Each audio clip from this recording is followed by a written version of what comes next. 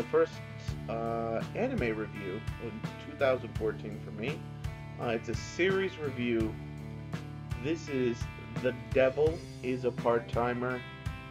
We got it right here. And it's pretty cool. Now I got the Funimation Blu-ray. Let me open this bad boy up. This is not really an unboxing because obviously I've opened it. Who cares? Alright. So inside you get, this is the DVD, 1 and 2. You also get the Blu-ray, 1 and 2. You get some pretty cool special features in here, such as a couple of commentaries, an explanation of the language they made specifically for the show. Now, I watched this originally in Japanese, so I watched it subbed. Then recently, I noticed this was on Netflix as one of the new shows. So I had my wife start watching it. She loved it. And my wife, let me explain something, guys. My wife doesn't like many animes. She likes the romantic comedy stuff, and I like the comedy stuff too. So it's very, very hard to get her to get into an anime. Believe it or not, she's weird too, because she loves Death Note, even though we haven't finished it. Yeah, so you know, actually, so anyway, well, so again, I bought this. It's well worth the money. I picked it up at Best Buy, but Best Buy and Walmart. Honestly, Walmart.com and BestBuy.com are the best places to buy anime. Period. Walmart.com beats Best Buy in selection, and their prices are similar. So The Devil is a Part-Timer. It's a 13-episode comedic series, and it's well worth it. It's one of the funniest shows I've seen, and it is funny in Japanese, and it is funny in English, and this whole dubbed versus sub thing. I find whatever I watch the show in first is what I tend to prefer. So if I watch it in Japanese first, I'll tend to prefer the Japanese voice acting. But if I watch it in English first, I tend to prefer the English voice acting, because it is who I think of. The voice is who I think of as the character if I close my eyes and think about it. The great thing is, it's been so long since I've seen the series that the English actors sounded fresh and new to me, and I didn't compare them to the Japanese as well I would have if I had to choose between them. So it was still good. It was hilarious.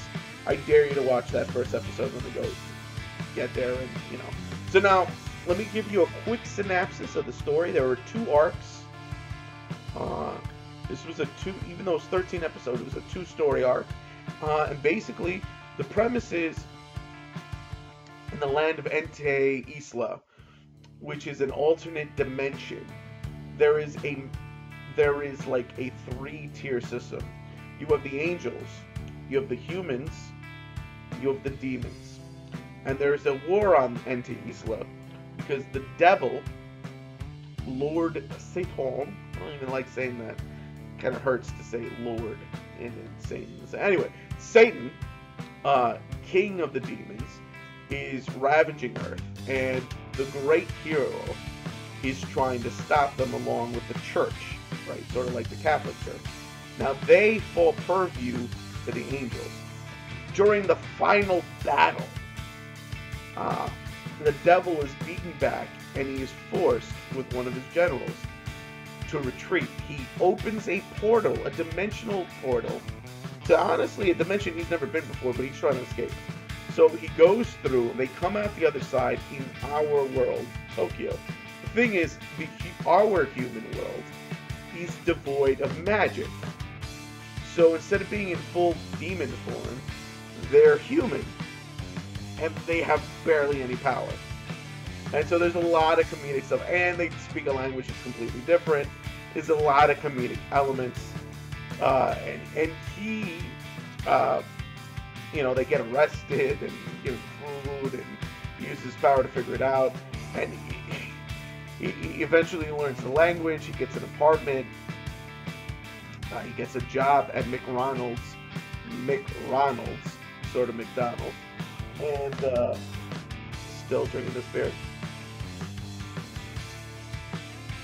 And he figures he's going to conquer the human world by climbing the corporate ladder of McDonald's. I mean McDonald's, excuse me, not McDonald's.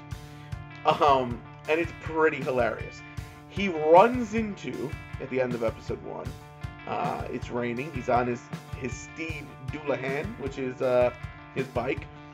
He runs into the hero, Amelia. This is the person that kicked his ass in the other world, and hands her an umbrella, and she's like, what? And so they have this thing, and they fight, but he's not evil. He's completely a good guy, and she kind of likes him. But and there's the premise of the show. So so the devil works at McDonald's with his demon general at home that is like a housewife. And in the first arc, it's about him assimilating in life, and he's moving up. And Chiho is his co-worker, who's a little younger than he is, and he's like they're all like older teenagers or early 20-something, and she falls for him, and it's that whole romantic tension. It's pretty funny, and she has big boobs, and she's perky. She's like a kid, but it keeps going, and eventually the first villain is Lucifer, who's not Satan, two different dudes, who's a fallen angel, and the head priest Bulba, I think his name is Bulba, something like that, and the head priest was her partner. So one of Satan's generals and her partners team up to take them out while they're trapped on Earth. That way they have nothing to do with Anti-Isla and all that crap. And so the devil ends up figuring out that if people are scared or terrified, he can absorb the negative energy and channel it into magic, going full devil mode. And so he beats the devil. The devil beats these guys up, and then he takes responsibility for Ushihara, aka Lucifer, and he takes him in. He's like, I'm responsible for my general. He beats him up, basically, uses his power to restore things. Chiho finds out what's going on about everybody, and it keeps going.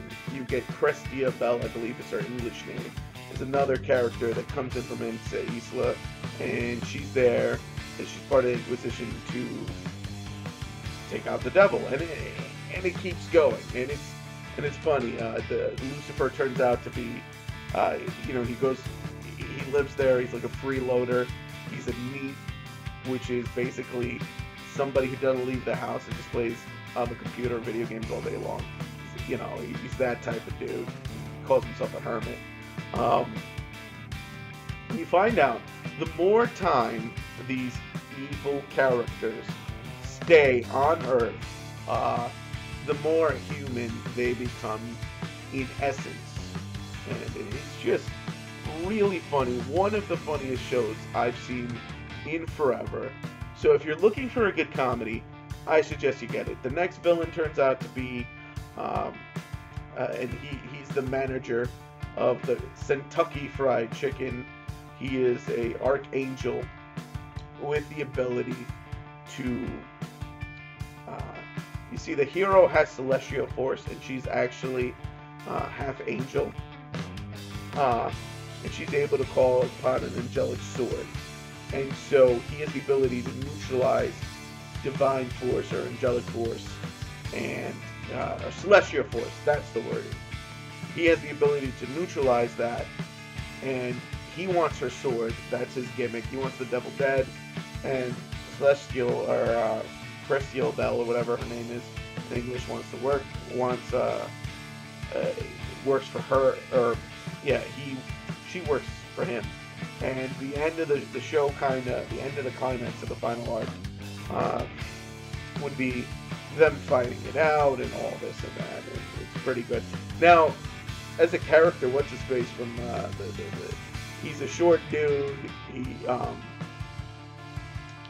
a womanizing kind of guy. Like, he's into women, obviously. And and the running joke is he gets hit with this. See, I didn't know this, but in Japan they have these like paintball. I thought he was hit with an orange when I first watched it. I had to rewatch it. He was hit with this paint, and it kind of dyes the skin, and it makes you smell bad. And so throughout the anime, you know, he attacks what's her face trying to steal her sword, and the hero Amelia, and he attacks her when she's at the store. This is earlier in the story, and he gets hit in the eye with this paintball, and so that's the running gag throughout the whole thing. He's wearing sunglasses and a lot of cologne to hide the fact that he smells, and he's been marked with like the thief thing, and it's pretty funny. And he ends up at the end of the episode, the end of the thing. Not just, I guess this is all spoilers. He ends up falling for the manager of the McDonald's or McDonald's, and it's just funny. And he's a masochist, and you know, whatever. All right, so what would I rate this anime?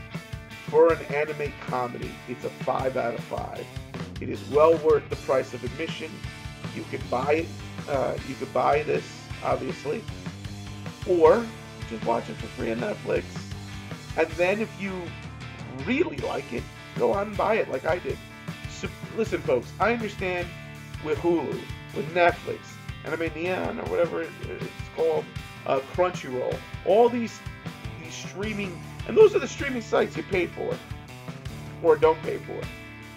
You can get your fill of anime. My thing is, I pay for the anime I stream, unless I have no choice, and then I may watch it illegally. But I do support them. So I do buy the Blu-rays of the ones I love.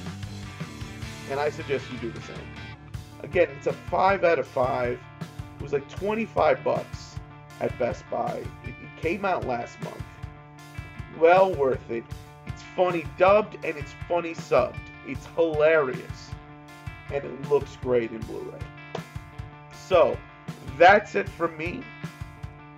Again, my videos are long, man. 12 and a half, 13 minutes, folks. I'm gonna get better at cutting it down. But less than 13 minutes for a series review is pretty good. So again, the whole show, 5 out of 5. It's a 5 out of 5. It's excellent comedy. Go get it. Alright, so click it up if you like it, comment if you must, subscribe if you can, and this is your buddy Alert Wolf signing out. If I can get to the button. Right, there it is.